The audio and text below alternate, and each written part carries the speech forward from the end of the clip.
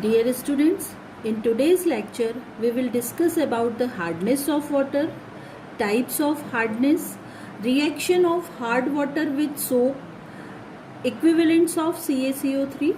This is also known as degree of hardness and units of hardness. Means what are the units in which we can express hardness of water. So let's start.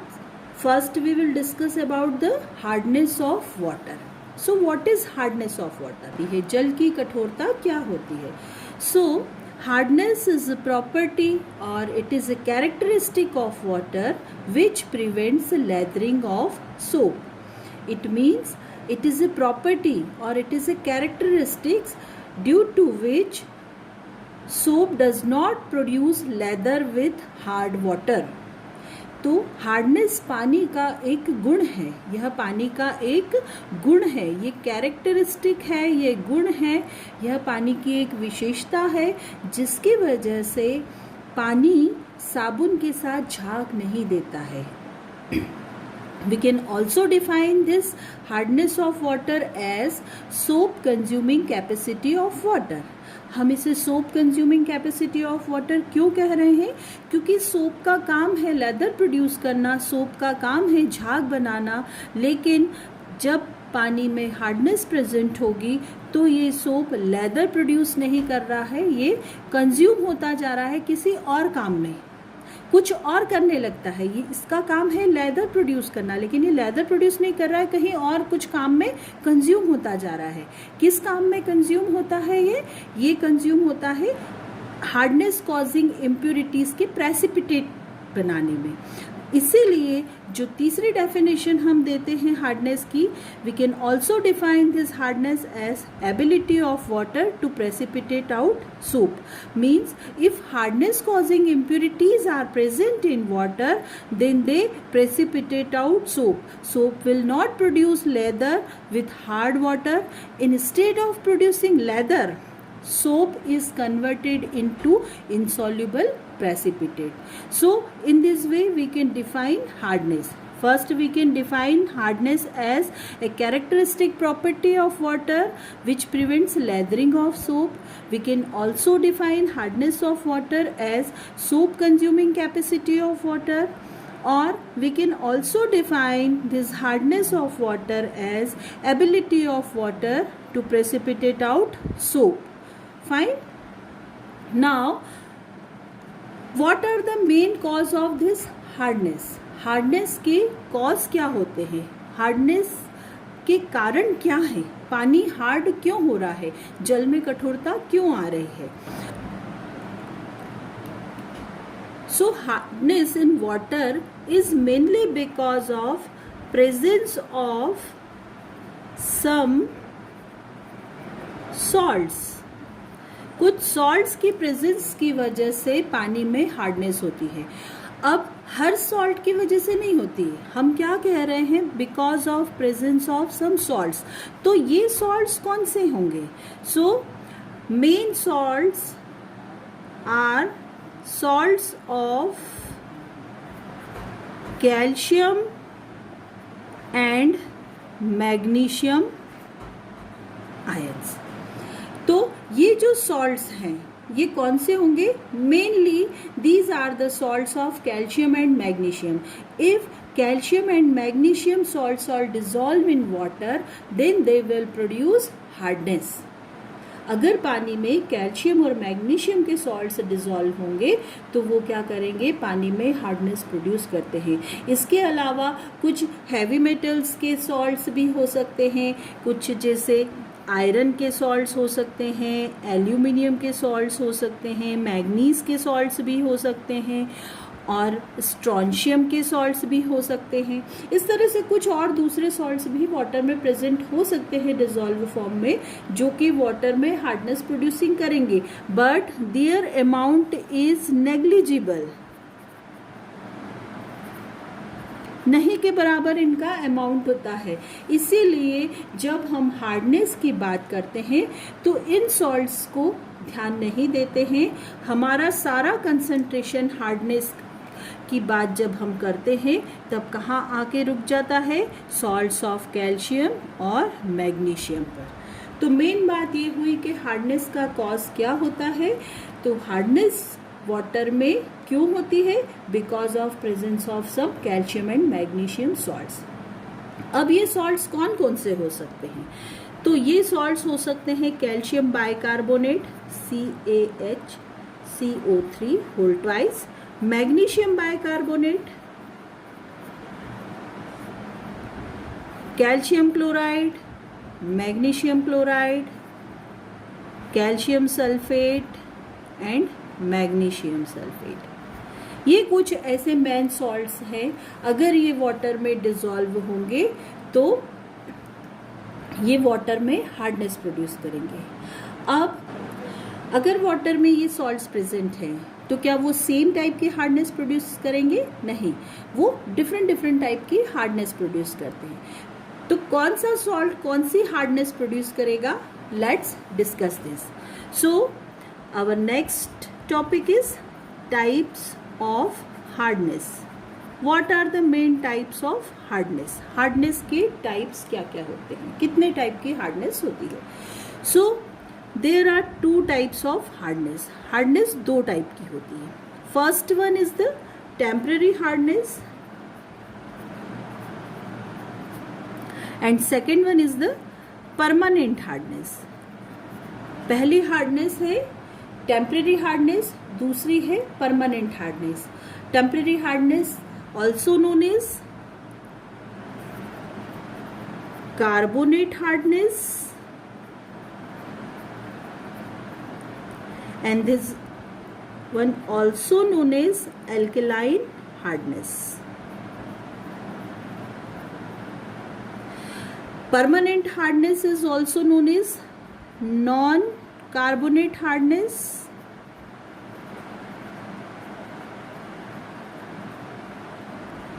or non-alkaline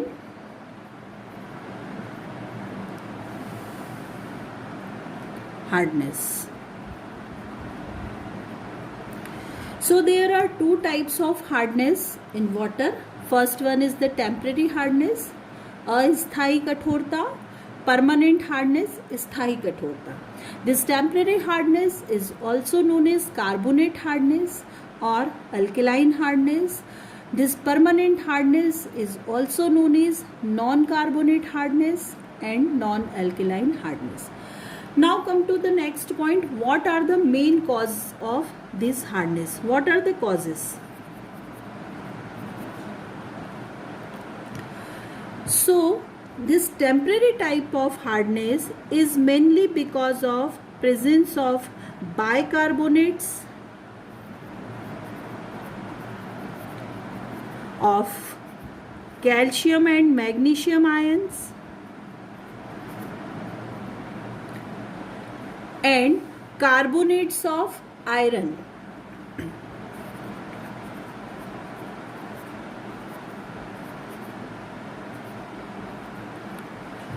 So this temporary hardness is mainly because of bicarbonates of calcium and magnesium ions and some other heavy metal ions are also involve in this type of hardness. लेकिन जैसे मैंने आपको पहले बताया कि ये जो heavy metal के आयंस होते हैं या हैवी मेटल के जो सॉल्ट्स होते हैं नॉर्मली इनका अमाउंट नेग्लिजिबल होता है, तो हम इस पर बहुत ज़्यादा कंसंट्रेट नहीं करते हैं।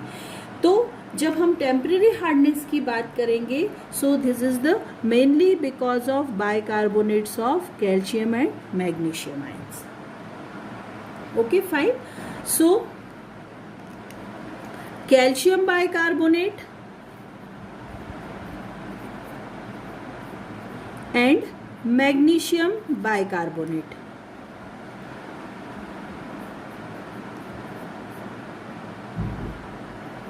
These two are the main salts which are responsible for producing temporary type of hardness in water. Calcium bicarbonate, magnesium bicarbonate ऐसे सॉल्ट्स हैं जो वाटर में टेम्परेरी हार्डनेस प्रोड्यूस करने के लिए रिस्पॉन्सिबल होंगे। फिर उसके बाद बात आती है कि इसे हम टेम्परेरी हार्डनेस क्यों कह रहे हैं। Why this is named so? Temporary hardness. So temporary hardness is named so because this type of hardness is removed by boiling. तो अगर वाटर में टेम्परेरी हार्डनेस होगी, उस वाटर को अगर हम बॉईल करते हैं तो टेम्परेरी हार्डनेस रिमूव हो जाती है. टेम्परेरी हार्डनेस रिमूव हो जाती है तो कहाँ जाती है, कैसे रिमूव हो जाती है? क्या वो इवॉपरेट हो जाती है? नहीं, वो इवॉपरेट नहीं होती है. इसके लिए हम देखते हैं इसमें क्या चेंजेस आते हैं. मैंने आपको बताया कि temporary hardness is mainly because of calcium bicarbonate and magnesium bicarbonate. If these two are present in water, then they will produce temporary type of hardness. Okay. So when we boil this type of water containing calcium bicarbonate and magnesium bicarbonate, so this is the symbol of heating. I am heating this water and boiling this water. Now what happened? This calcium bicarbonate, this is soluble in water. ये अभी soluble हैं दोनों.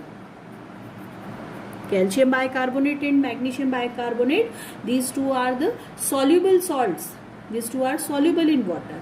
So when we boil this water, then what happened? जब हम इसको boil करेंगे तो ये जो soluble calcium bicarbonate है, this is converted into calcium carbonate. And this calcium carbonate, CaCO3, this is insoluble. This will also produce CO2 plus H2O. Okay. Similarly, if we boil water having this magnesium bicarbonate, then magnesium bicarbonate is converted into magnesium hydroxide. Magnesium is precipitated out in form of hydroxide. So magnesium hydroxide is formed. And this magnesium hydroxide is again insoluble. So these two insoluble salts, CaCO3 and magnesium hydroxide, these two insoluble substances form precipitate in water. ये precipitate form कर लेंगे और इन precipitates को हम filter कर सकते हैं. We can filter out this and remove. So after filtration we will get soft water. Soft means free from temporary hardness. Free from temporary hardness. तो हमने कहा टेम्परेरी हार्डनेस को हम टेम्परेरी हार्डनेस इसलिए कह रहे हैं क्योंकि it is removed by boiling. इसको हम बॉइलिंग से रिमूव कर सकते हैं. मैंने आपको बताया टेम्परेरी हार्डनेस कॉजिंग सॉल्ट्स कौन से हैं. They are calcium bicarbonate and magnesium bicarbonate. जब हम वाटर को जिसमें कैल्शियम बाइकार्बोनेट और मैग्नीशियम बाइकार्बोनेट डिजॉल्व्ड है, उसमें सॉल्यूबल हैं, उसको बॉईल करेंगे तो ये जो कैल्शियम और मैग्नीशियम के बाइकार्बोनेट हैं ये इंसॉल्यूबल फॉर्म में कन्वर्ट हो जाएंगे. Calcium bicarbonate is converted into calcium carbonate, ये इंसॉल्यूबल है, और magnesium bicarbonate is converted into magnesium hydroxide, this is again insoluble. तो इसके आपको प्रेसिपिटेट मिल जाते हैं वाइट कलर के. ये वाइट कलर के प्रेसिपिटेट मिल जाते हैं. जब कभी आपने कई बार देखा होगा ऐसा कि बोरिंग का पानी होता है या किसी कुएं में जिसे हम बोलते हैं खारा पानी है, वहाँ से आप पानी लेते हैं और उस पानी को जब हम बॉईल करते हैं, उस वाटर को बॉईल करते हैं, तो आफ्टर बॉइलिंग जो भी यूटेंसिल होता है, जो बर्तन होता है, उस पर वाइट वाइट कलर की डिपॉजिशन हमको दिख जाता है, कुछ वाइट वाइट सब दिख जाता है. तो वो जो वाइट वाइट डिपॉजिशन होता है वो बेसिकली क्या होता है, यही इंसॉल्यूबल कैल्शियम कार्बोनेट और मैग्नीशियम हाइड्रोक्साइड होते हैं, क्योंकि उस पानी में टेम्परेरी हार्डनेस कॉजिंग सॉल्ट है, वो कैल्शियम बाइकार्बोनेट हो सकता है, मैग्नीशियम बाइकार्बोनेट हो सकता है, या दोनों भी हो सकते हैं। तो जब उस पानी को हमने बॉईल किया तो उसमें क्या बन गया, कैल्शियम कार्बोनेट बन गया और मैग्नीशियम हाइड्रोक्साइड बन गया, और यही हमको वाइट वाइट डिपोजिशन के फॉर्म में दिख जाता है। तो अब ये प्रेसिपिटेट बन गए हैं, वाटर से रिमूव हो गए हैं, वाटर में कैल्शियम और मैग्नीशियम अब नहीं बचा टेम्परेरी हार्डनेस वाला। तो इसीलिए हम कहते हैं कि this temporary hardness can be removed by boiling. जब हमने इसको बॉईल किया तो ये सॉल्युबल इम्प्योरिटी कन्वर्ट हो गई इनसॉल्युबल में, इसको हमने फिल्टर कर लिया and we will get water which is free from temporary type of hardness.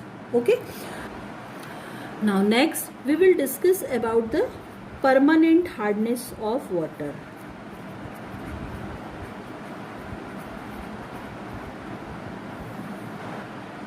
So now let's discuss about the permanent hardness. This is the hardness which cannot be removed by boiling. ये वो hardness है जिसे हम boiling से remove नहीं कर सकते हैं। अगर आप वाटर की बॉइलिंग करेंगे तो टेम्परेरी हार्डनेस तो रिमूव हो जाएगी, लेकिन परमानेंट हार्डनेस रिमूव नहीं होगी। So what are the main cause of this type of hardness? क्या कारण है? ऐसे कौन से सॉल्ट्स होंगे जिनकी प्रेजेंस वाटर में परमानेंट हार्डनेस प्रोड्यूस करेगी? So this is mainly because of chlorides and sulfates of calcium and magnesium. तो यह किस वजह से होती है? This is mainly because of presence of chlorides and sulfates of calcium and magnesium.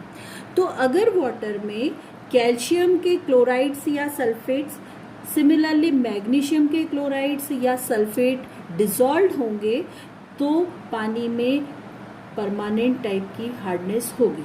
ठीक है, तो कैल्शियम के क्लोराइड जैसे CaCl2, मैग्नीशियम का क्लोराइड MgCl2, कैल्शियम का सल्फेट CaSO4, मैग्नीशियम का सल्फेट MgSO4, ये मेन सॉल्ट्स हैं जिसकी वजह से वाटर में परमानेंट हार्डनेस हो सकती है। उसके अलावा जैसे मैंने आपको बताया था कि कुछ हैवी मेटल्स के या दूसरे मेटल्स के भी क्लोराइड सल्फेट हो सकते हैं, जैसे आयरन सल्फेट FeSO4 हुआ, aluminium sulphate Al2SO4 whole thrice. इस तरह के भी अगर सॉल्ट्स होंगे तो वाटर में परमानेंट टाइप की हार्डनेस प्रेजेंट होगी, लेकिन फिर से वही बात आती है कि इनका अमाउंट नेग्लिजिबल होता है, ये बहुत ही कम होते हैं, तो इसीलिए हम इनको इग्नोर कर देते हैं। तो हमारा सारा कंसंट्रेशन कहाँ आकर रुक जाता है? यहाँ पर कैल्शियम और मैग्नीशियम के क्लोराइड्स और सल्फेट्स पर। टेम्परेरी हार्डनेस की बात करते हैं तो वहाँ पर हमारा सारा कंसंट्रेशन कहाँ पर आकर रुक जाता है? कैल्शियम और मैग्नीशियम के बाइकार्बोनेट्स पे। Fine. Now we will discuss reaction of hard water with soap. जैसा हमने पहले डिफाइन किया था, hardness is the soap consuming capacity of water और it is the ability of water to precipitate out soap. तो जब hard water soap के साथ रिएक्शन करता है तो वो क्या करता है? हार्डनेस अगर प्रेजेंट होती है वाटर में then it prevents lathering of soap, वो साबुन को झाग बनाने से रोकती है। तो क्या रिएक्शन होती है, क्या ऐसा हो जाता है जिसकी वजह से सोप हार्ड वाटर के साथ लेदर प्रोड्यूस नहीं कर पाता है? तो सबसे पहले हम सोप की रिएक्शन देखेंगे वाटर के साथ। तो सोप क्या होते हैं? What are the soap? Soaps are the sodium potassium salts of higher fatty acid. ये हायर फैटी एसिड हम स्टेरिक एसिड ले सकते हैं या फिर हम ओलिक एसिड ले सकते हैं, पामिटिक एसिड ले सकते हैं, कुछ भी इस तरह के हम हायर फैटी एसिड ले सकते हैं। और जब उसकी रिएक्शन करवाई जाती है एल्कली से, या तो हम सोडियम हाइड्रोक्साइड लेंगे या हम पोटेशियम हाइड्रोक्साइड लेंगे, और उससे जब रिएक्शन करवाई जाती है तो सोप फॉर्मेशन होता है and the process is known is saponification. So we will take sodium salt of stearic acid C17H35COONa. This is sodium stearate, sodium salt of stearic acid. अब अगर वाटर में हार्डनेस कॉजिंग इम्प्योरिटीज नहीं है तो ये soap water H2O इसके साथ reaction करेगा और क्या फॉर्म करेगा, C17H35COOH प्लस NaOH. जब ये रिएक्शन होती है, this reaction will produce leather. इस रिएक्शन के होने पर हमें साबुन से झाग मिलेगा. लेकिन हार्ड वाटर में क्या है, सिंपली H2O वाटर तो नहीं है, it contain hardness causing impurities, उसमें कुछ इम्प्योरिटीज मिली हुई है. तो अब क्या होता है, if water is hard water, so we again take this C17H35COONa. This is sodium stearate, that is soap. ये क्या है, सोप है. तो यहाँ पर हम क्या ले रहे हैं, hard water. So this soap first react with hardness causing impurity. तो हार्डनेस कॉजिंग इम्प्योरिटी मैंने सपोज करो ले ली यहाँ पे CaCl2.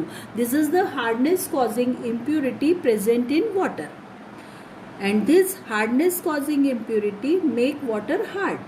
तो यहाँ पर C17H35COONa किसके साथ रिएक्शन करेगा, first it reacts with hardness causing impurity. Suppose this is CaCl2, so this sodium stearate reacts with this CaCl2 and form C17H35COOCa plus twice NaCl. अब यहाँ पर ये क्या था, सोडियम स्टीरेट, यहाँ पर क्या बन गया, calcium stearate. And this calcium stearate is insoluble. ये क्या होता है, इनसॉल्यूबल होता है. And this calcium stearate is precipitate out. इसके हमको वाइट कलर के कर्डी प्रेसिपिटेट मिल जाएंगे, ये प्रेसिपिटेट मिलेंगे. वी कॉल इट स्कम, इसको हम स्कम भी कहते हैं. ठीक है. तो जब भी सोप की रिएक्शन हार्ड वाटर से होगी तो ये जो सोप है, first it react with hardness causing impurity, और ये हार्डनेस कॉजिंग इम्प्योरिटी से जब तक रिएक्ट करता रहेगा जब तक कि उसमें हार्डनेस कॉजिंग इम्प्योरिटीज प्रेजेंट होंगी. जब सारी हार्डनेस कॉजिंग इम्प्योरिटीज रिमूव हो जाएंगी, then this soap will react with this water and produce lather. तो स्टार्टिंग में तो वो इम्प्योरिटी से ही रिएक्शन करता जा रहा है, और जब इम्प्योरिटी से ही रिएक्शन करता जा रहा है तो इस रिएक्शन में सोप कंज्यूम होता जा रहा है. इसीलिए हमने क्या बोला है, hardness is the soap consuming capacity of water. और ये सोप हार्डनेस कॉजिंग इम्प्योरिटीज को प्रेसिपिटेट आउट कर रहा है, उसके प्रेसिपिटेट बना रहा है. इसीलिए हम इसको किस तरह से भी डिफाइन करते हैं, ability of water to precipitate out soap. यहाँ पर मैंने एक कैल्शियम का सॉल्ट लिया CaCl2. We can also take some magnesium salt. Suppose this is C17H35COONa. This is again sodium stearate.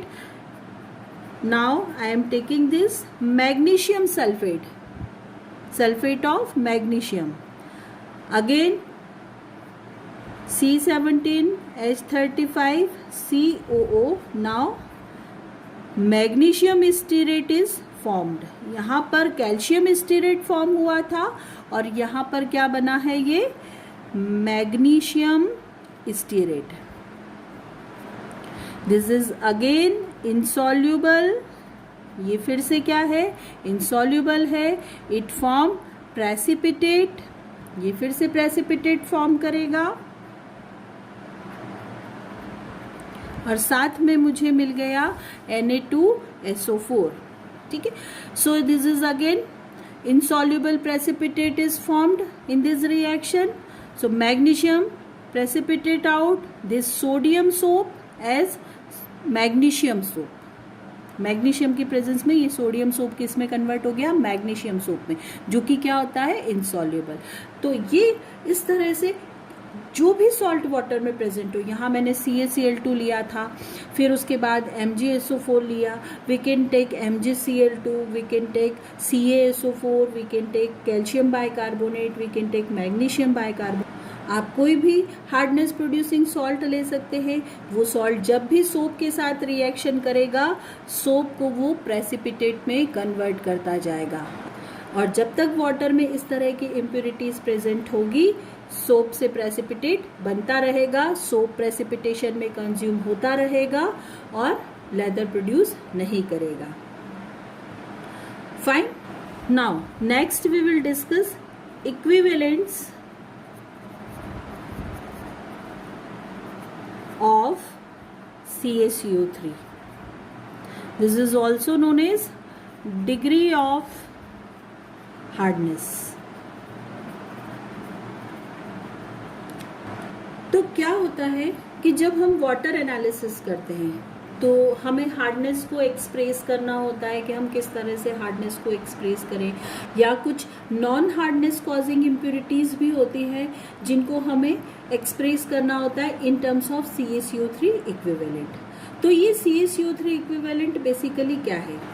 This term is used to express concentration of hardness causing impurities as well as some non hardness causing impurities or constituents ions. ठीक है. So equivalents of CaCO3 is used to express concentration of hardness causing impurities as well as some non hardness causing impurities. तो अगर water में कुछ hardness causing impurities हैं, कुछ hardness causing salts हैं, या कुछ नॉन हार्डनेस कॉजिंग इम्प्योरिटीज़ हैं, या कोई आयंस हैं, तो उनका कंसंट्रेशन रिप्रेजेंट करने के लिए हम जनरली जो टर्म यूज़ करते हैं वो क्या होती है, इक्विवेलेंट्स ऑफ CaCO3. अब ये जो इक्विवेलेंट्स ऑफ CaCO3 ये है क्या? मैंने आपको बताया कि वाटर में हार्डनेस कॉजिंग बहुत सारे सॉल्ट्स हैं. ठीक है, जैसे मैंने आपको बताया हार्डनेस कैल्शियम बाइकार्बोनेट से भी हो सकती है, मैग्नीशियम बाइकार्बोनेट से भी हो सकती है, कैल्शियम सल्फेट से भी हो सकती है, मैग्नीशियम सल्फेट से भी हो सकती है, कैल्शियम क्लोराइड से भी हो सकती है और मैग्नीशियम क्लोराइड से भी हो सकती है. ठीक है, ये इतने सारे सॉल्ट्स हैं जिनको अगर हमने वाटर में डिसॉल्व किया तो ये क्या करेंगे, हार्डनेस प्रोड्यूस करेंगे. ठीक है, ये हमको क्लियर है कि ये सॉल्ट जब भी वाटर में डिसॉल्व होंगे दे विल प्रोड्यूस हार्डनेस. फाइन. अब लेकिन अगर सपोज करो ऐसा हो कि मैंने इसका लिया 1 ग्राम, इसका भी ले लिया 1 ग्राम, इसका भी ले लिया 1 ग्राम, इसका भी ले लिया 1 ग्राम, इसका भी ले लिया 1 ग्राम और इसका भी ले लिया 1 ग्राम. सभी का मैंने सॉल्ट का अमाउंट कितना कितना ले लिया, 1 ग्राम ले लिया. तो क्या ये 1 ग्राम सेम हार्डनेस प्रोड्यूस करेगा? क्या 1 ग्राम कैल्शियम बाइकार्बोनेट उतनी ही हार्डनेस प्रोड्यूस करेगा जितनी मैग्नीशियम बाइकार्बोनेट प्रोड्यूस करेगा? नहीं, ऐसा नहीं होगा. सबकी हार्डनेस प्रोड्यूस करने की कैपेसिटी अलग अलग है. हो सकता है ये X ppm हार्डनेस प्रोड्यूस कर दे, ये Y ppm कर दे, ये Z ppm कर दे, ये अमाउंट कुछ भी हो सकता है. कोई कितनी भी हार्डनेस प्रोड्यूस कर सकता है, भले ही उनका अमाउंट यहाँ पर सेम है. ठीक है, तो हर सॉल्ट अलग अलग अमाउंट में हार्डनेस प्रोड्यूस करता है. तो फिर अगर हमें वाटर में टोटल हार्डनेस फाइंड आउट करना होगी तो फिर हम क्या करेंगे, कैसे करेंगे? अगर मैंने बोला कि टोटल हार्डनेस निकालो, तो क्या आप इन सबको ऐड करके निकाल सकते हैं? नहीं निकाल सकते। जैसे इसको हम ऐसा सिंपल समझे कि मैंने आपको अगर सपोज करो बोला कि मेरे पास है 1 kg, मेरे पास है 10 ग्राम और मेरे पास है 100 मिलीग्राम। मैंने कहा कि इसको ऐड कर दो, तो क्या आप ऐड कर दोगे ऐसे ही? नहीं, आप बोलोगे कि हम इसे ऐड नहीं कर सकते क्योंकि ये सबकी यूनिट अलग अलग है। आप इनको सेम यूनिट में कन्वर्ट करो, फिर उसके बाद ये ऐड हो जाएंगे। तो फिर हम क्या करेंगे, इसको अगर हमको ग्राम में कन्वर्ट करना है तो 1000 ग्राम कर लेंगे, फिर इसको अगर हमको करना है तो इसको भी हम ग्राम में कन्वर्ट करेंगे और फिर ऐड कर पाएंगे। तो हम इस तरह से कर सकते हैं। तो यही काम हमको यहाँ पर भी करना होगा कि अगर हमको इन सब के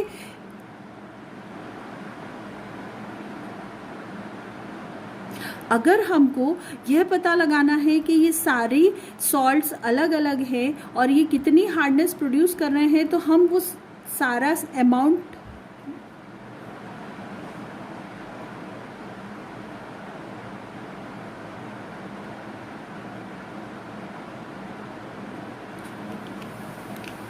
तो सेम यही कंसेप्ट यहाँ पर भी है। मैंने आपको कुछ अमाउंट दे दिया और बोला कि भाई इनकी हार्डनेस को ऐड कर दो, तो आप बोलोगे नहीं हम ये ऐड नहीं कर सकते क्योंकि ये सब अलग अलग हार्डनेस प्रोड्यूस करेंगे, क्योंकि ये सारे अलग अलग सॉल्ट हैं। तो जैसे ये अलग अलग यूनिट थी, वैसे ही ये सब सॉल्ट अलग अलग है, सब अलग अलग हार्डनेस प्रोड्यूस कर रहे हैं। तो हम इनकी हार्डनेस को इनके अमाउंट के बराबर लेके उसको ऐड नहीं कर सकते। तो अब हम क्या करें, हमें क्या करना होगा, इन सबको किसी एक यूनिफॉर्म फॉर्म में लाना होगा। जैसे यहाँ पर आपके पास 3 ऑप्शन है कि या तो आप सबको केजी में कन्वर्ट कर दें, या फिर आप सबको ग्राम में कन्वर्ट कर दें, या फिर आप सबको मिलीग्राम में कन्वर्ट कर दें। आपके पास ये 3 ऑप्शन है। तो सेम हमारे पास यहाँ पर भी कोई हमको ऑप्शन लाना पड़ेगा कि हम ऐसा कुछ कर लें जिसकी वजह से ये सारे के सारे किसी एक फॉर्म में कन्वर्ट हो जाएं। तो ये जो एक फॉर्म में कन्वर्ट करने का जो कंसेप्ट हम लेके आए, वो क्या लेके आए हैं, CaCO3। हम इन सबको CaCO3 के इक्विवेलेंट अमाउंट में कन्वर्ट कर देंगे। ये होगा भले ही कैल्शियम बाइकार्बोनेट, लेकिन हम इसको किस में कन्वर्ट करेंगे, CaCO3 इक्विवेलेंट में। ये होगा मैग्नीशियम बाइकार्बोनेट, लेकिन हम इसको कन्वर्ट करेंगे CaCO3 इक्विवेलेंट में। तो हम सभी सॉल्ट्स को CaCO3 इक्विवेलेंट में कन्वर्ट करना चाह रहे हैं। ओके, अब ये क्या कंसेप्ट है, तो जैसे सपोज करो मेरे पास 1 kg मैंगो है, 1 kg राइस है, 1 kg दाल है, 1 kg कॉटन है, ऐसे कुछ 4-5 चीज़ें हैं मेरे पास, सारी 1-1 kg 1-1 kg मैंने ले रखी है। मैं आपसे पूछूंगी क्या ये सब सेम है, सब चीज़ें एक ही है क्या? आप बोलेंगे नहीं, लेकिन मैं बोलूँगी कि कुछ तो सिमिलैरिटी इनमें होगी ना।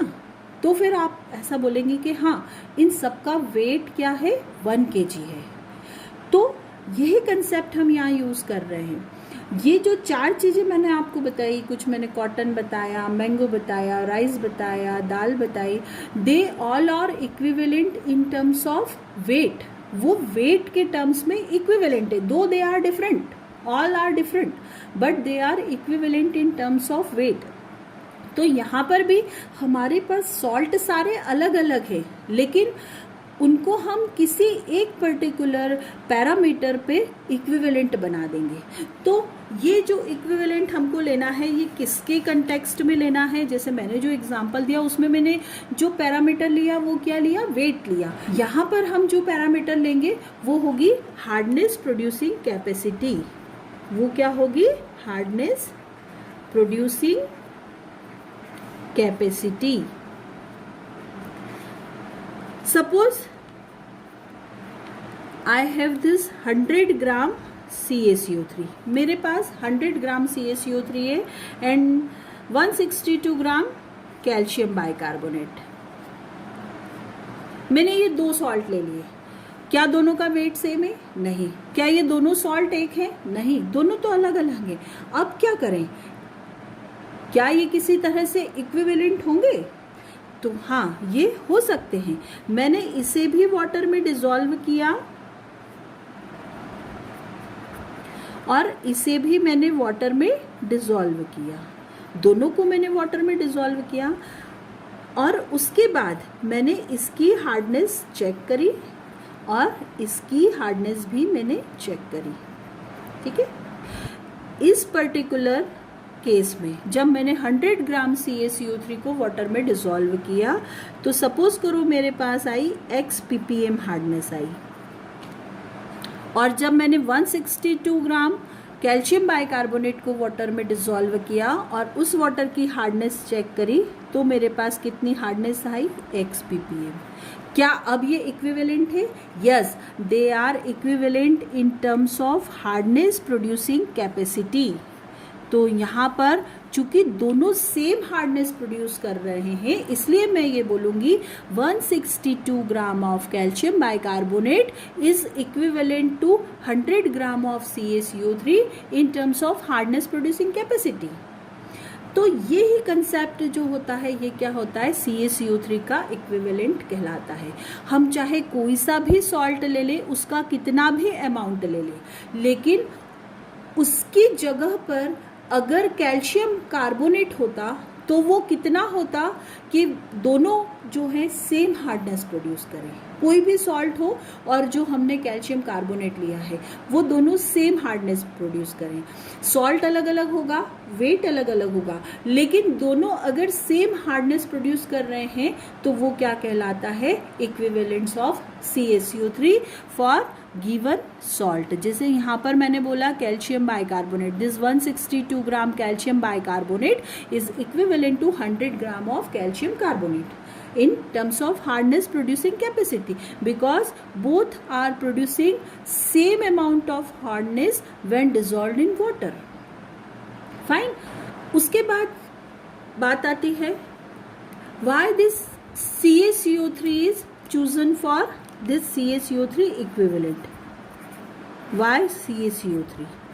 ठीक है, हमने कोई दूसरा तो नहीं ले लिया, हम कैल्शियम सल्फेट ले लेते, हम मैग्नीशियम क्लोराइड ले लेते, हम कुछ भी ले लेते, हमने सिर्फ CaCO3 को ही एक स्टैंडर्ड क्यों माना कि हम सारे जो रिजल्ट होंगे CaCO3 इक्विवेलेंट की टर्म में ही रिप्रेजेंट करेंगे, ऐसा क्यों करेंगे? तो देखिए इसका सबसे पहला रीजन है मॉलिक्यूलर वेट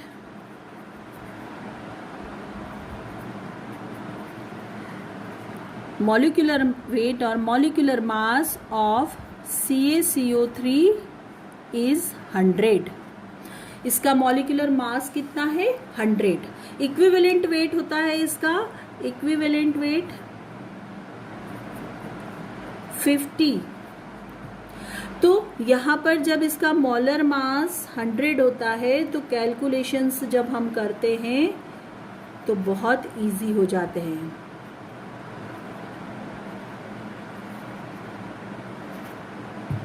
इसका मोलर मास 100 होने की वजह से हम जब भी न्यूमेरिकल्स में या कहीं भी इसका कैलकुलेशन करते हैं तो कैलकुलेशन वाला पार्ट हमारा बहुत इजी हो जाता है, क्योंकि 100 से मल्टीप्लाई करो, डिवाइड करो, ये सब चीज़ें हमको बहुत आसान लगती हैं। तो ये चीज़ हमने एक देखी कि भाई ये एक ऐसा सॉल्ट है जिसका मोलर मास कितना है, 100। फिर दूसरा, this is the most insoluble precipitate formed during water treatment processes.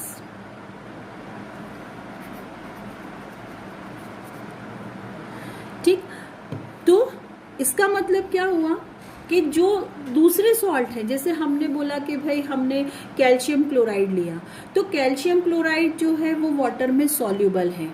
तो अगर मुझे कैल्शियम क्लोराइड के कंटेक्स्ट में निकालना है तो सपोज करो मैंने 1 लीटर वाटर लिया है और उसमें मुझे हार्डनेस कॉजिंग इम्प्योरिटीज निकालना है, टोटल कितना क्या होगा जो भी डिसॉल्व होगा, तो फिर मैं क्या करूं, उनका अमाउंट निकालने के लिए उस सबको मैं पहले वाटर को इवॉपरेट करूं। पूरा इवॉपरेशन होने के बाद जो लास्ट में सॉलिड कंटेंट बचेगा उसको मैं वेइंग करूंगी। लेकिन यहाँ पर क्या होता है, जब हम वाटर ट्रीटमेंट करते हैं तो हम क्या करते हैं, कुछ प्रेसिपिटेशन प्रोसेस करा हमने, और जो प्रेसिपिटेट फॉर्म होता है तो उसमें ये जो कैल्शियम कार्बोनेट का प्रेसिपिटेट है ना, ये बहुत स्टेबल प्रेसिपिटेट बनता है और इनसॉल्यूबल होता है, इजीली प्रेसिपिटेट आउट हो रहा है, जो भी इम्प्योरिटीज़ उसमें है वो कैल्शियम कार्बोनेट के फॉर्म में प्रेसिपिटेट आउट हो रही है। आप इसको इजीली फिल्टर कर सकते हैं, आप इसकी हीटिंग करके इसको ड्राई कर सकते हैं और इसको इजीली इसकी वेइंग कर सकते हैं। ये पूरा काम आप आसानी से कर सकते हैं। तो इसीलिए हमने कैल्शियम कार्बोनेट को चूज़ किया कि इसका मॉलिक्यूलर वेट 100 है, इससे हमारे कैलकुलेशंस इजी हो जाते हैं। और दूसरा, मोस्ट इनसॉल्युबल प्रेसिपिटेट ये फॉर्म होता है, इजीली डिकम्पोज नहीं होता है, इसको आप इजीली हीट करके ड्राई करके वे कर सकते हैं। तो इसीलिए हमने ये कैल्शियम कार्बोनेट चूज़ किया। फाइन। तो अब हमें ये बात समझ में आ गई कि जो भी सॉल्ट हमको वाटर में डिसॉल्व फॉर्म में मिलेगा जो कि हार्डनेस प्रोड्यूस कर रहा है, उसको हमको कैल्शियम कार्बोनेट में कन्वर्ट करना है। लेकिन हम ये करेंगे कैसे? कैल्शियम कार्बोनेट में कन्वर्ट करने के लिए हमको क्या करना पड़ेगा? तो इसके लिए हम एक फॉर्मूला यूज़ करते हैं, CaCO3 equivalent is equal to mass of hardness producing substance into chemical equivalent of CaCO3 upon chemical equivalent of hardness producing substance। आप ये फॉर्मूला यूज करेंगे जब भी आपको किसी भी सॉल्ट का CaCO3 इक्विवेलेंट निकालना रहेगा, तो हम फॉर्मूला यूज करेंगे मास of hardness producing substance into chemical equivalent of CaCO3 upon chemical equivalent of hardness producing substance. Suppose करो मुझे कैल्शियम बाइकार्बोनेट दिया गया है, जितना भी XYZ कुछ भी ग्राम हो सकता है, मिलीग्राम पर लीटर कुछ भी हो सकता है, मिलीग्राम में हो सकता है, उसको मैं यहाँ पे रखूंगी मास में hardness producing substance, chemical equivalent रखूंगी यहाँ पे मैं CaCO3 का, और ये हार्डनेस प्रोड्यूसिंग सब्सटेंस यहाँ पर मेरा है कैल्शियम बाइकार्बोनेट, तो मैं इसका केमिकल इक्विवेलेंट यहाँ पे रखूंगी। इस फॉर्मूले की हेल्प से मैं CaCO3 इक्विवेलेंट को कैलकुलेट कर सकती हूँ। अब हम इस फॉर्मूले को और ईजी बना सकते हैं, तो हमने लिखा CaCO3 equivalent is equal to mass of hardness producing substance. और मुझे ये पता है कि केमिकल इक्विवेलेंट ऑफ CaCO3 कितना होता है, इट इज 50, तो ये मैंने रख दिया 50 upon chemical equivalent of hardness producing substance. इसको और इजी हम बना सकते हैं, तो मैंने यहाँ पर 2 से मल्टीप्लाई कर दिया और नीचे भी 2 से मल्टीप्लाई कर दिया। ठीक, अब मुझे क्या मिलेगा, CaCO3 equivalent is equal to mass of hardness producing substance into 50 into 2 100 upon 2 into chemical equivalent of hardness producing substance। Fine. Now this 100 upon 2 into chemical equivalent of hardness producing substance, this is known as multiplication factor।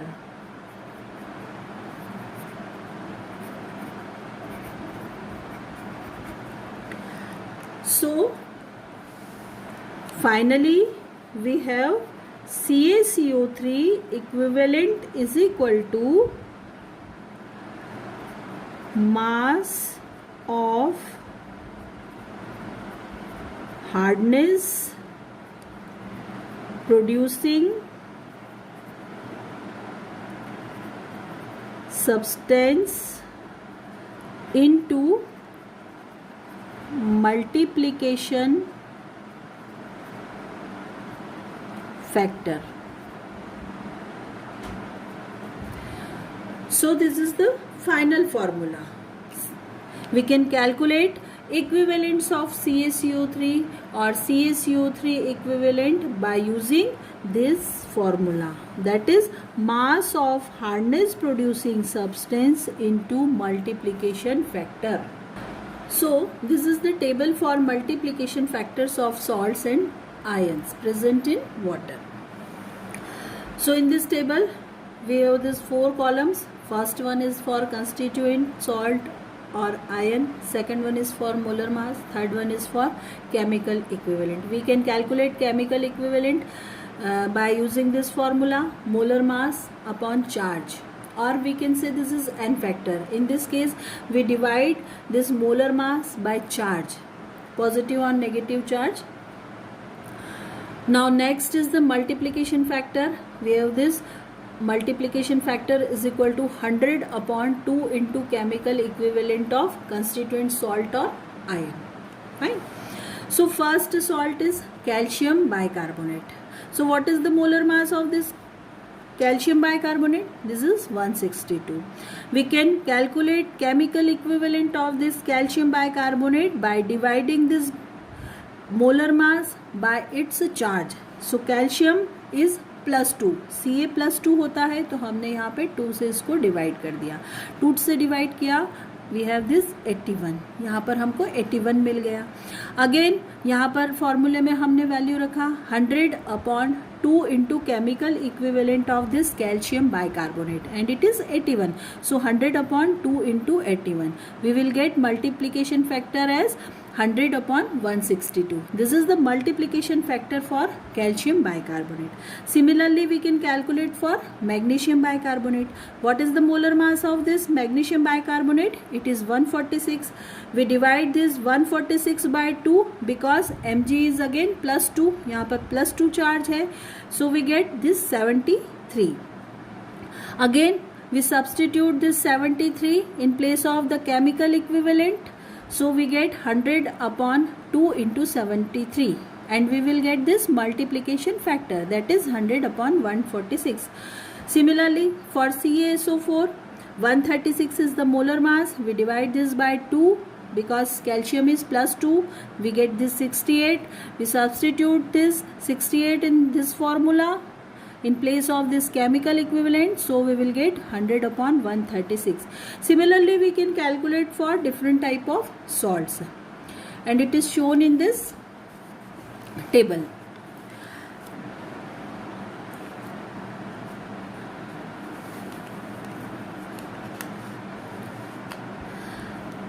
Now see this.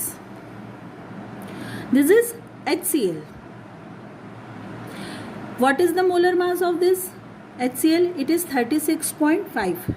We divide this 36.5 by charge. H plus 1 charge हुआ +1 हुआ, तो हमने 1 से divide किया. We will get this 63.5. 100 upon 2 into 36.5. We will get 100 upon 73. H2SO4 के लिए हमने लिया मोलर मास 98, डिवाइड किया 2 से 49 आया. अगेन हमने फॉर्मूले में वैल्यू रखा 100 upon 98.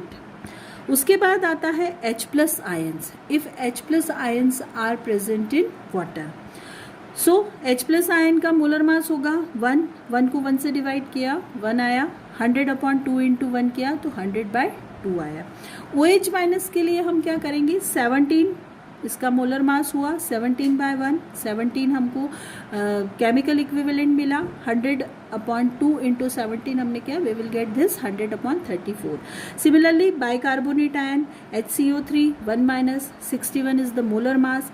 61 divided by 1, again 100 upon 2 into 61, so we will get 100/122. अभी मैंने आपको बताया जैसे HCl हो गया, H+ हो गया, OH- बाइकार्बोनेट। नेक्स्ट टेबल जो अभी शो करूँगी उसमें भी कुछ इस तरह के स्टार मार्क किए हुए हैं। ये सारे वो सॉल्ट्स हैं या ये वो आयंस हैं जिनमें स्टूडेंट्स मल्टीप्लिकेशन फैक्टर निकालने में गलती करते हैं। स्टार्टिंग में हमने देखे थे कैल्शियम मैग्नीशियम के जितने भी सॉल्ट आ रहे थे उनमें मल्टीप्लिकेशन फैक्टर में हमारे साथ क्या हो रहा था, 100/मोलर मास वाला फॉर्मूला एप्लीकेबल हो रहा था। आप जस्ट क्या करेंगे, जो भी मोलर मास आता है उसको आप यहाँ पे अगर लिख देते हैं तो आपको राइट फॉर्मूला मिल जाता है। लेकिन मोलर मास लिखना सही नहीं है। अगर आपको ये कहीं पे देखने को मिलता है कि मल्टीप्लिकेशन का फॉर्मूला 100/मोलर मास है तो वो गलत है। आप उसको इस तरह से नहीं प्रैक्टिस में लाएं। आप ये फॉर्मूला यूज़ करें 100/2 into chemical equivalent of hardness producing substance, तो आपका मल्टीप्लिकेशन फैक्टर कभी भी गलत नहीं होगा। क्योंकि अगर हम देखिए मोलर मास वाला कंसेप्ट ध्यान में रखते तो क्या होता, जैसे HCl हमने लिया तो मोलर मास कितना है 36.5, यहाँ पर आप मोलर मास रख देते 36.5, ये गलत हो जाता। अगर आपको मोलर मास वाला फॉर्मूला याद रहता कि multiplication factor is equal to 100/मोलर मास, लेकिन इसका मल्टीप्लिकेशन फैक्टर कितना है 100/73। इसी तरह से ये बाइकार्बोनेट आयन है, इसका अगर हम 100/मोलर मास वाला फॉर्मूला अगर याद रख लेते कि multiplication factor is equal to 100/मोलर मास होता है, तो आप क्या रखते 100/61, और ये स्टूडेंट्स नॉर्मली गलती करते हैं। इसीलिए इसको मैंने स्टार मार्क किया है कि आप इन पे बहुत ज़्यादा ध्यान दें और हमेशा ये वाला फॉर्मूला यूज़ करें 2 into chemical equivalent of hardness producing substance, तो कभी भी ये चीज़ें आपकी गलत नहीं होगी। यहाँ पर OH- के साथ भी यही है, उसका मोलर मास तो है 17, लेकिन यहाँ पर हमारा मल्टीप्लिकेशन फैक्टर आ रहा है 100/34, तो यहाँ पे मोलर मास से बात नहीं बन रही है। यहाँ पे अगर हम 2 इंटू केमिकल इक्विवेलेंट करते हैं तब हमारा सही मल्टीप्लिकेशन फैक्टर आता है। तो ये टेबल का सेकेंड पार्ट हुआ। इसमें भी कुछ कंस्टिट्यूएंट सॉल्ट्स हम देख रहे हैं। जैसे पहला है कार्बोनेट आयन। कार्बोनेट आयन का मोलर मास होगा 60। केमिकल इक्विवेलेंट हमें निकालना है, 2 - चार्ज है मतलब 60/2 हमने किया, 30 आया। यहाँ से 100/2 इंटू 30 किया, वी विल गेट 100/60। तो ये चीज़ देखने वाली है कि जहाँ पे +2 चार्ज होगा या -2 चार्ज होगा, उन सारे केसेस में मल्टीप्लिकेशन फैक्टर 100/मोलर मास आ जाएगा। लेकिन जहाँ चार्ज +2 या -2 से अलग हुआ, मतलब 2 से चेंज हुआ, तो हमारे मल्टीप्लिकेशन फैक्टर की वैल्यू चेंज हो जाती है। तो इसीलिए हमको हमेशा ये चीज़ ध्यान में रखना है कि मल्टीप्लिकेशन फैक्टर के लिए we have to use this formula 100/2 into chemical equivalent of hardness producing substance. ठीक है। नेक्स्ट सॉल्ट है NaLO2, सोडियम एल्यूमिनेट और sodium meta aluminate. Molar mass is 82 divided by 1, again we will get chemical equivalent as 82, but multiplication factor is 100/2 into 82, so it is 100/164। ये सभी मैंने इसी तरह से निकाले हैं। उसके बाद एक और इम्पॉर्टेंट आता है एलम, Al2SO4 होल थ्राइस। इसका कैसे निकलेगा? Al2SO4 होल थ्राइस में देखिए मोलर मास होता है 342, ये इसका मोलर मास हुआ। अब एल्यूमिनियम पर चार्ज कितना है +3 और +3 वाले 2 एल्यूमिनियम हमारे पास हैं, मतलब टोटल चार्ज कितना हुआ +6। तो हम क्या करेंगे, इसको 342 को मतलब इसके मोलर मास को 6 से डिवाइड करेंगे, तो हमें केमिकल इक्विवेलेंट इसका कितना मिलेगा 57 केमिकल इक्विवेलेंट हुआ। और जब हम इसका मल्टीप्लिकेशन फैक्टर निकालेंगे तब क्या होगा 100/2 इंटू 57, सो दिस इज 100/114। उसके बाद ये कुछ और हैं, जैसे CO2 का मल्टीप्लिकेशन फैक्टर होगा 100/44। कैल्शियम +2 आयंस, इसका मोलर मास होगा 40, और हम जब मल्टीप्लिकेशन फैक्टर कैलकुलेट करेंगे तो 100/40। मैग्नीशियम का होगा 24 मोलर मास और इसका मल्टीप्लिकेशन फैक्टर आएगा 100/24। इसके बाद मैंने कुछ सॉल्ट लिख रखे हैं, जैसे NaCl, KCl, Fe2O3, SiO2। ये अगर पानी में होते हैं तो ये हार्डनेस प्रोड्यूस नहीं करते हैं, ये कभी भी वाटर में डिज़ोल्व होके किसी भी टाइप की टेम्परेरी परमानेंट किसी भी टाइप की हार्डनेस प्रोड्यूस नहीं करते हैं।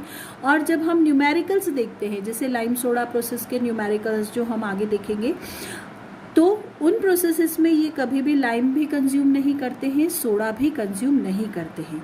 ये जो सॉल्ट्स हैं न्यूमेरिकल्स में अगर आपको दिए जाते हैं तो ये सिर्फ कन्फ्यूज़न क्रिएट करने के लिए दिए जाते हैं।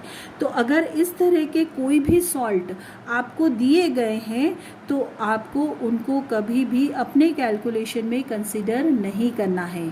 अगर आप इनका यूज़ कर लेंगे, इनका मल्टीप्लिकेशन फैक्टर निकाल लेंगे, उसको कहीं वैल्यूज़ उसकी सब्स्टिट्यूट करेंगे, कहीं रखेंगे, कैलकुलेशन करेंगे, तो आपके फाइनल रिजल्ट्स गलत आते हैं। तो इस चीज़ को आपको बहुत ध्यान रखना है। तो ये जो टेबल है आपकी पूरी कंप्लीट टेबल है मल्टीप्लिकेशन फैक्टर फाइंड आउट करने के लिए। Now we will discuss about the units of hardness. What are the units which are used to express the hardness of water. कौन सी ऐसी यूनिट्स होती है जिनको हम हार्डनेस को एक्सप्रेस करने के लिए यूज़ करते हैं। यूनिट की ज़रूरत हमें सभी होती है। जैसे सपोज करो मैंने बोला 10, तो 10 क्या, किलोग्राम, लीटर, कुछ तो हो तो समझ में आए कि किसकी बात की जा रही है। तो इसी तरह से हम हार्डनेस के लिए भी हमने कुछ यूनिट्स कर रखी है फिक्स, जिनको हम यहाँ पर डिस्कस करेंगे। तो हार्डनेस के लिए जो सबसे पहले यूनिट यूज़ की जाती है दैट इज़ द पार्ट्स पर million, that is ppm। So parts per million is the number of parts of CaCO3 equivalent hardness present in 10 to the power 6 parts of water। मैं आपको ये बता चुकी हूँ कि हार्डनेस हमको कभी भी रिप्रेजेंट करना है, it is always expressed in terms of CaCO3 equivalent. हमेशा CaCO3 इक्विवेलेंट की टर्म में ही हम उसको बताएंगे। सॉल्ट उसमें कोई सा भी प्रेजेंट हो सकता है। फाइनली मल्टीप्लिकेशन फैक्टर लगा के हम उसको किस में कन्वर्ट कर लेते हैं, CaCO3 में कन्वर्ट कर लेते हैं। और हार्डनेस को हम CaCO3 इक्विवेलेंट के टर्म में ही रिप्रेजेंट करते हैं। तो जब हम यूनिट्स डिफाइन करते हैं हार्डनेस को एक्सप्रेस करने के लिए, तो उन यूनिट्स में भी हम CaCO3 इक्विवेलेंट का ही यूज़ करते हैं। तो ppm को मैंने कैसे डिफाइन किया, ppm is the number of parts of CaCO3 equivalent hardness present in 10 to the power 6 parts of water. Million मतलब 10 to the power 6। तो यहाँ पर मैं बोल रही हूँ नंबर ऑफ पार्ट्स, जैसे कोई भी नंबर हो सकता है। मैंने बोला 1 ppm, ये मैंने बोला 1 ppm, तो यहाँ पे मेरा नंबर हुआ 1, मतलब 1 part of CaCO3 equivalent hardness present in 10 to the power 6 parts of water. अगर मैंने ये बोल दिया 100 ppm, नंबर क्या आया मेरा 100, means 100 part of CaCO3 equivalent hardness is present in 10 to the power 6 parts of water. कुछ भी नंबर मैं बोल सकती हूँ। मैंने बोला 5000 ppm, means 5000 parts of CaCO3 equivalent hardness present in 10 to the power 6 parts of water. तो इस तरह से ये यूनिट होती है ppm। उसके बाद जो सेकेंड यूनिट हमारी आती है मिलीग्राम पर लीटर। तो मिलीग्राम मतलब हम सॉल्ट की सॉल्यूट की बात कर रहे हैं और उसको वाटर में हम बता रहे हैं पर लीटर, है ना।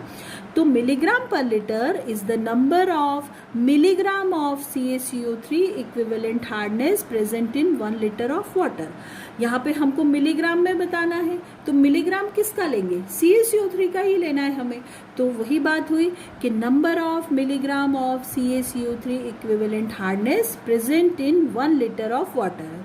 अगर हम इस तरह से डिफाइन करते हैं तो ये यूनिट क्या हो गई, मिलीग्राम पर लीटर। जैसे मैंने बोला 10 मिलीग्राम पर लीटर, इसका मतलब 10 milligram of CaCO3 equivalent is dissolved in 1 litre और 10 milligram of CaCO3 equivalent hardness is present in 1 litre. Fine.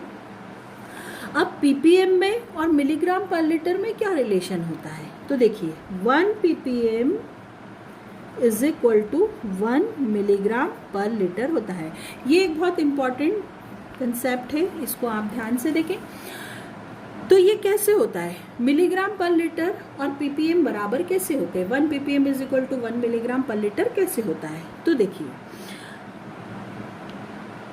हमें एक फॉर्मूला पता है, mass upon volume is equal to density. ये एक फॉर्मूला हमें पता होता है।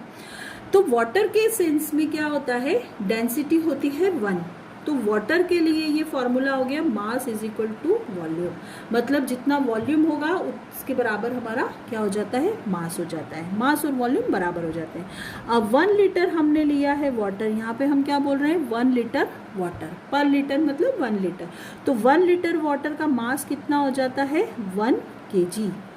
मैंने बताया मास और वॉल्यूम बराबर, 1 लीटर है मतलब 1 kg हो गया।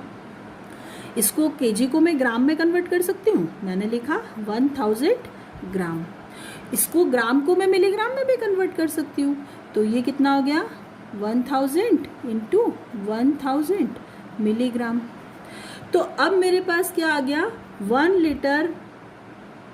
Litre is equal to 10 to the power 6 milligram. ये चीज़ मेरे पास आ गई, ठीक है।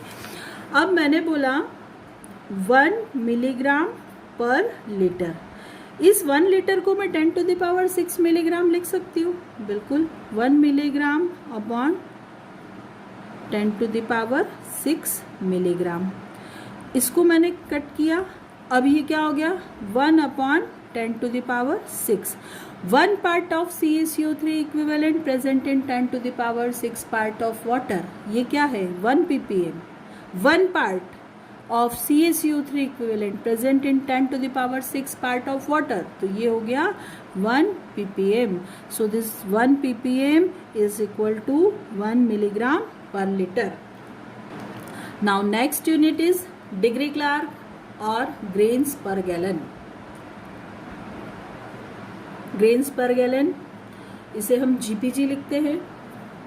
तो ग्रेन्स पर gallon is the number of grains of CaCO3 equivalent hardness present in 1 gallon of water.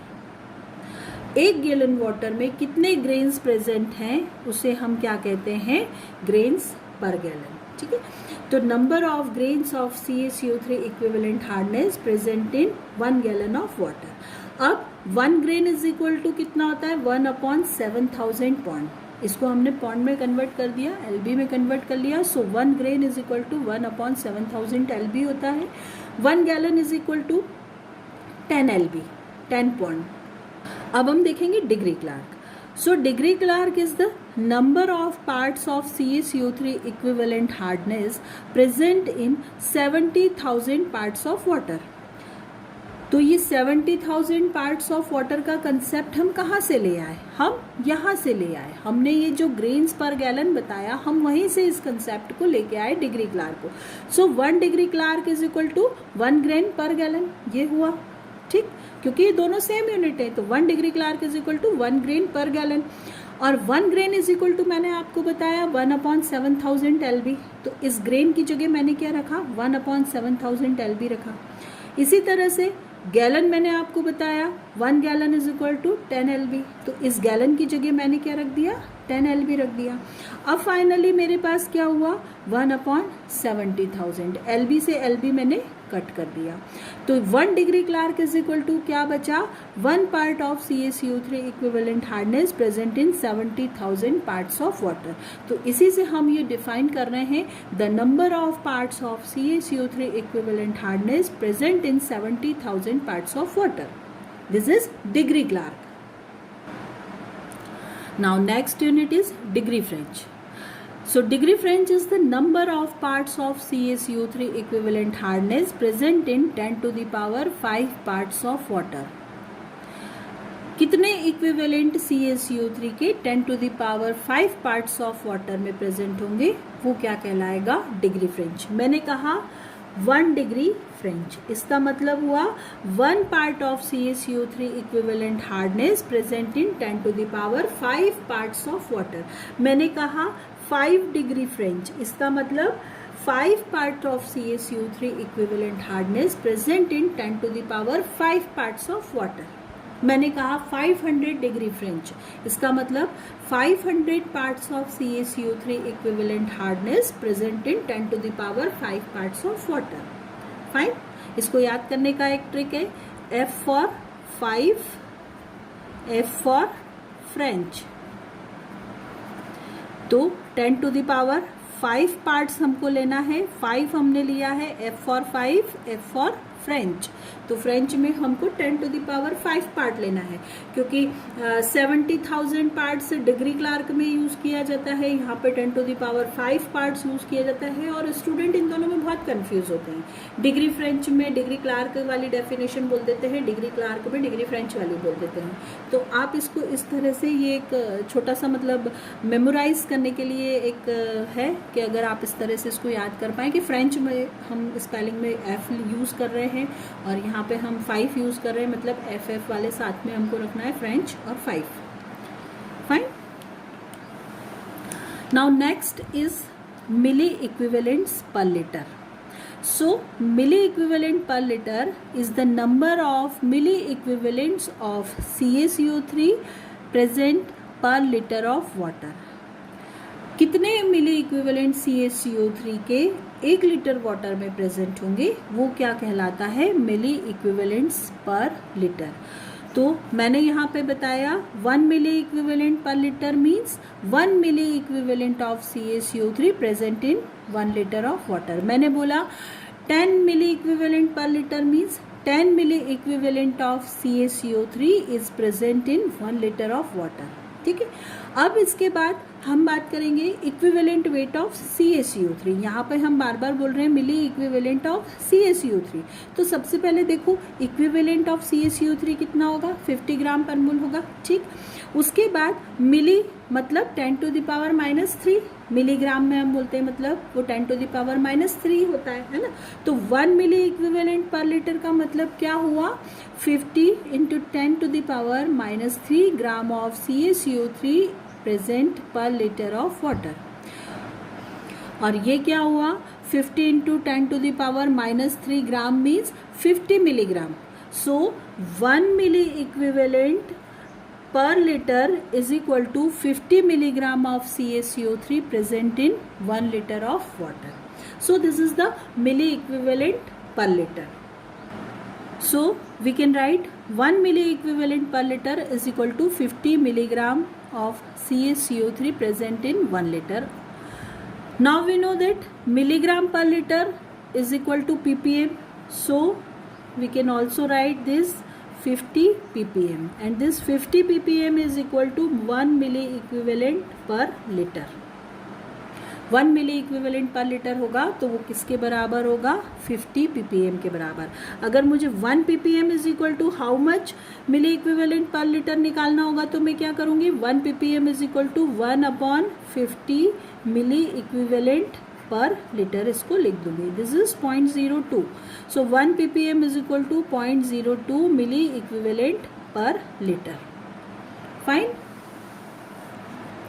Now what is the relation among these units है, आप कैसे एक यूनिट से दूसरी यूनिट में कन्वर्ट कर सकते हैं, तो इसका ये रिलेशन बहुत इम्पॉर्टेंट होता है और ये याद रखना है।